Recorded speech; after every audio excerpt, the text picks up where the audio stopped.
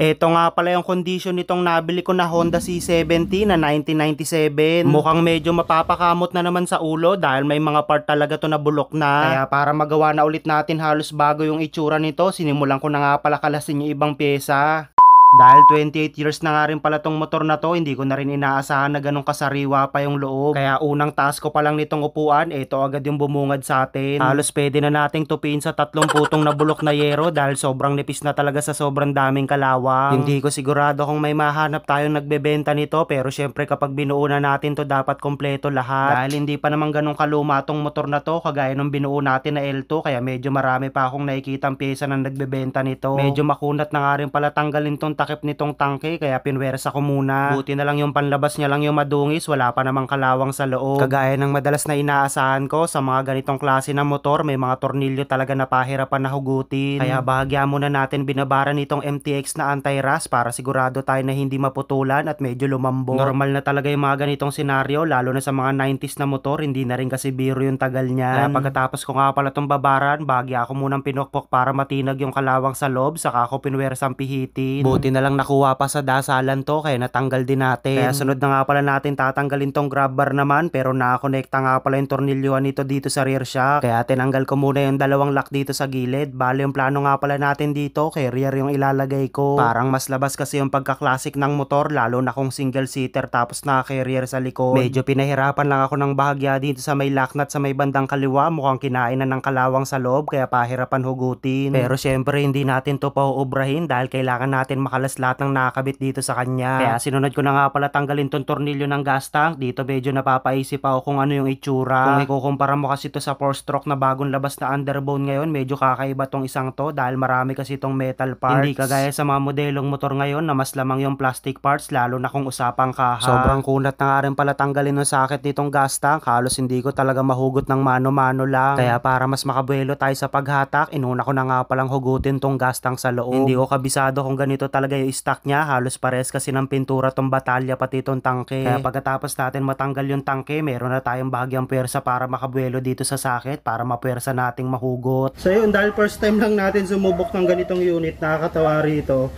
Yung pinaka-hulma niya pala dito, halos parte na ng batalya niya, tapos itong tangke nakapatong lang dito. Ang cute no?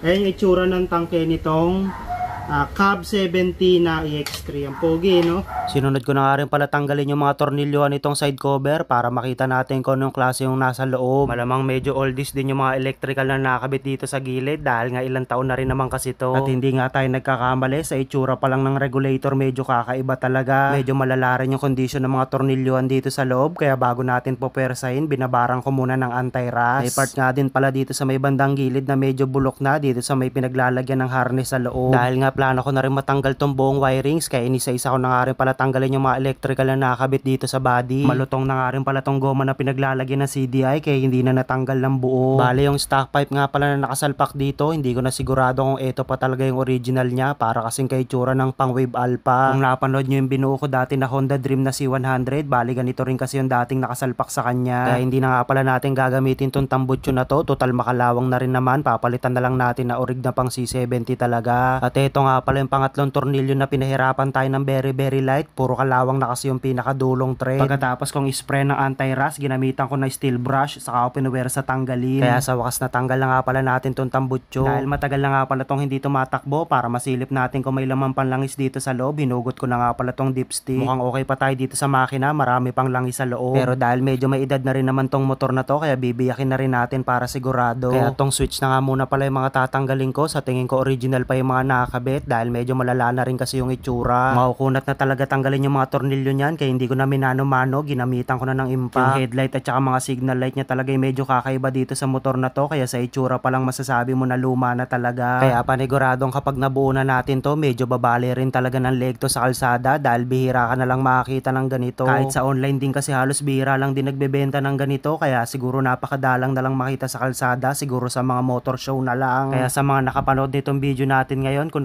Nakagamit ba kayo nitong motor na to? Marami bang ganito dati sa kalsada sa atin dito sa Pinas? Bali natanggal ko na nga pala yung pinaka headlight niya at ito yung sumalubong sa akin na kondisyon ng harness dito sa taas. Nakadikit tong handlebar dito sa may kaha sa bato kaya tinanggal ko muna yung tornilyo. Buti na lang dito sa taas hindi makunat hugutin yung pinakasakit, natanggal agad isang hatak pa lang. Bali may kasama nga palang brand new gauge to nung binili natin. Buti na lang pinrebis na sa atin ng dating may-ari, hindi niya na raw kasi bubuin. At makalipas o ilang minuto na pagkakalas natin dito sa may bandang taas, natanggal na nga pala natin lahat ng nakakabit dyan. Medyo malaki rin talaga pagkakaiba ng disenyo ng motor na to ngayon kung ikukumpara natin sa mga modelo. Kaya dito naman sa may bandang baba yung kakalasin natin, bali isang chain cover na nga lang pala yung nakalagay dito, wala na yung sa may bandang baba. Pero para mapalabas natin yung pagiging classic nito, kukumpletuhin uli natin yan kapag binuo na. Tinanggal ko na nga rin pala yung tornilyuhan nitong cover nitong magneto para makita natin kung ano yung nasa loob. Wala kang makikitang bahid ng kalawang dito sa magneto at ang nakakatuwa pa rito, may Japan pa na nakasulat. Ito pa yung mga kunat na pyesa na nakasalpak dati sa mga motor natin, lalo na kung Japan pa yung pyesa. Kaya rin siguro nasasabi ng mga lolo natin na iba talaga yung quality ng mga motor nung araw dahil matitibay talaga kumpara ngayon. At inabot na nga pala tayo ng hapon ngayon kaya itutuloy uli natin bukas yung paggagawa rito kay Project Cab.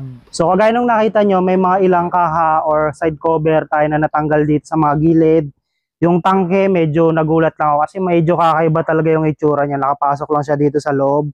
Tapos yung wiring sana tatanggalin ko na rin, ang problema ay hindi siya kasya rito, mahirap hugutin. So kailangan muna natin may hiwala yung makina para mahugot siya natin dito sa loob kasi nakapasok siya. Tapos dito sa may bandang manubela, ayan, natanggal na rin natin. Nakakatuwa lang dito dahil marami tayong na-explore dito kasi nga first time lang din natin siya masubukang bumuo. Ayan, medyo nagulat ako dito sa lagay ng manubela niya, talagang kakaiba. Tapos yung tambutso natanggal na natin, muntikan lang tayong pag-game over rin ng tornilyuhan dahil yung pinakadulo kasi na ng thread ay busalsal na tsaka makalawang. Buti na lang umubra pa dun sa ginamit natin na ayan, MTX na carburetor and choke cleaner. Ano rin to, anti-rust siya kaya natanggal natin yung mga kalawang tsaka yung dumi, kaya ayun, hugot yung nut. Tapos yung driver's footrest, ayan, natanggal na rin natin. Yung kambiwan hindi ko pa natanggal pero bukas itutuloy uli natin yung pag-aasikaso rito dahil kasi medyo napahaba na rin yung video natin. Kaya kita-kits tayo bukas sa susunod na episode. Abangan nyo yung mga gagawin natin dito, right? Tapos sa inyo pala, sa mga nangarap dyan magkaroon ng sariling motor, kung wala kang ipon, check mo lang dito sa baba, may sorpresa tayo, right?